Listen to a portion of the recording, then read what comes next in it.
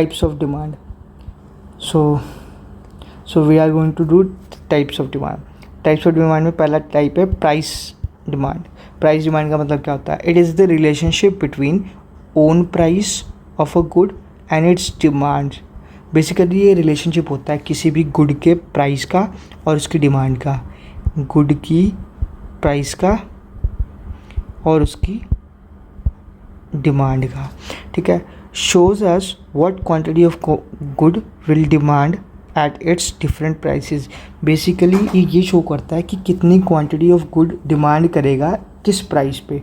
ठीक है. मतलब एक डिफरेंट लेवल ऑफ प्राइसेस पे.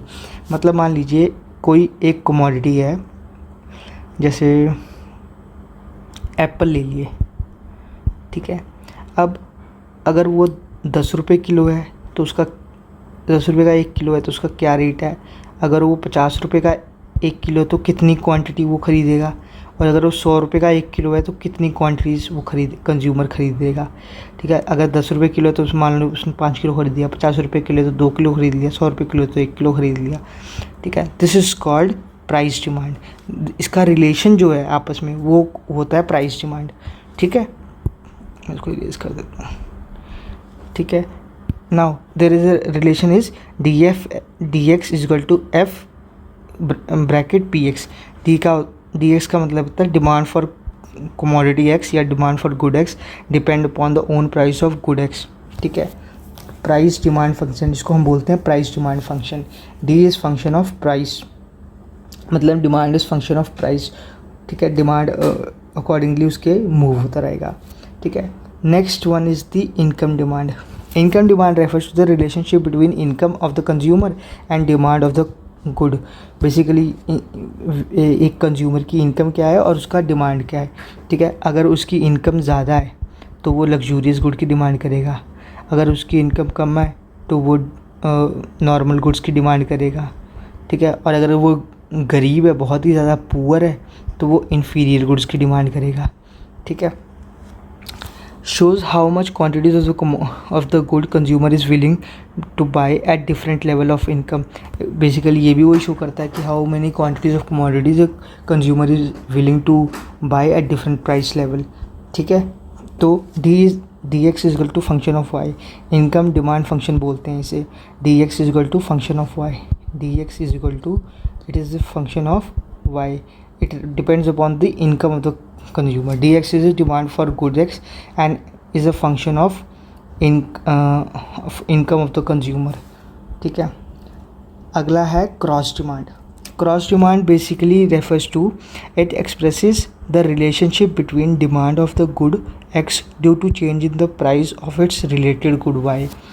क्रॉस डिमांड का मतलब क्या होता है? इसका बेसिक मतलब ये होता है कि demand for x due to change in price of is related good y. Related good मान लीजिए एक्स और वाई हैं. ठीक है. मान लीजिए टी और कॉफ़ी हैं. ठीक है. दो रिलेटेड गुड्स हैं आपस में. ठीक है. अगर टी के प्राइसेस बढ़ गए तो इससे कॉफ़ी की डिमांड पे क्या असर पड़ेगा? इसके रिलेशन को हम बोलते हैं क्रॉस डिमांड. ठीक है. तो मतलब this is the relationship between demand for good x due to change in price of good y. या मान लीजिए कॉफ़ी के प्राइसेस बढ़ गए तो उससे टी के डिमांड पे कितना फ़र्क पड़ेगा. तो this is the cross demand. एक डिमांड के घटने या बढ़ने से या एक की प्राइसेस को चेंज होने से दूसरे की डिमांड में क्या फ़र्क आएगा. This is called cross demand. It shows that the different prices of good y at what different quantities of good x will be demanded.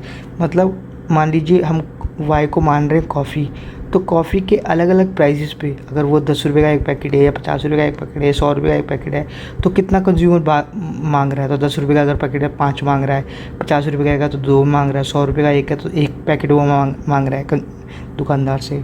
ठीक है. This is called cross demand. Demand for good x, इसका relation होता है d x is equal to f x into p x. Demand is function of price of good y. ठीक है. P Y होना चाहिए इधर वाई. तो ठीक है, ऐसे होगा ये. D x is equal to function of price of y. ठीक है. Demand for x is a function of price for y. की वाई की प्राइस में जो भी फ़र्क आएगा उससे एक्स की डिमांड पे क्या फ़र्क पड़ेगा। This is called cross demand. मतलब किसी एक गुड की प्राइस को अगर इंक्रीज़ या डिक्रीज़ करेंगे तो किसी दूसरी गुड की डिमांड पे इंक्रीज़ या डिक्रीज़ कैसा इफेक्ट आएगा, this is called cross demand. ठीक है, आई होप आपको ये क्रॉस डिमांड, इनकम डिमांड और प्राइस डिमांड समझ में आ गया होगा। मिलते हैं नेक्स्ट टॉपिक में। Till then bye, and please इसको अच्छी तरह रिवाइज कर लीजिए क्योंकि it is very important. And also if you like the video please subscribe my channel. यार बहुत कम सब्सक्राइबर्स हैं। If you really enjoying it, please do subscribe it. If you and if you not, right, then please comment, at least comment me so that I can make some improvement in this video, right? So bye.